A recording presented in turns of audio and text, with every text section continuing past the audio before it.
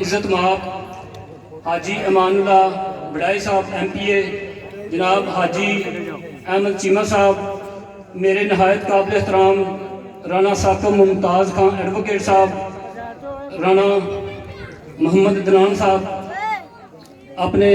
नाजम साहब, मंजूर मनान मुगल साहब, जिन्हें भी स्टेज पर बैठे दोस्त सब नूं अस्सलाम वालेकुम। ये अज जिहड़ा इकट्ठ होया है अपने हाफिज आजम शल्फी साहब जिन्हें कराया है, उन्होंने मुबारकबाद, उन्होंने शुक्रिया जिन्हें 14 अगस्त के हवाले नाल ये प्रोग्राम रखा है और इन्नी सारी गैदरिंग इकट्ठी की है, इन्हों का शुक्रिया। जी 14 अगस्त के हवाले नाल मैं गल जरूर करना चाहूँगा, इस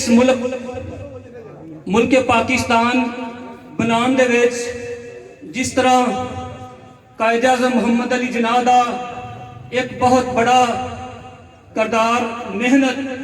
उस वक्त के दोस्त अबुआ जदाद उन्होंने दे विच मसीही लीडरां दा मसीही अबुआ जदाद का भी उन्ना ही हथ है, उन्ना ही उन्हों की मेहनत है जिन्ना दूजे दोस्तों का हक है।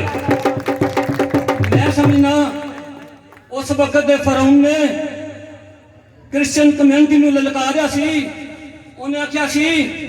जो मांगेगा पाकिस्तान मिलेगा उसको कब्रिस्तान।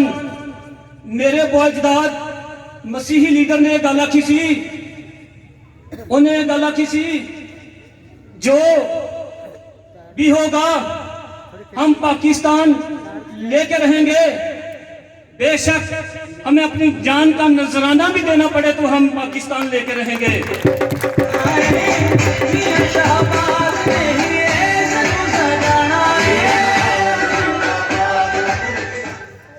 मैं छोटा जा शेर कह के जाना चाहूँगा, दोस्त कह रहे हैं बस करो। मंजिल के मत्थे उत्ते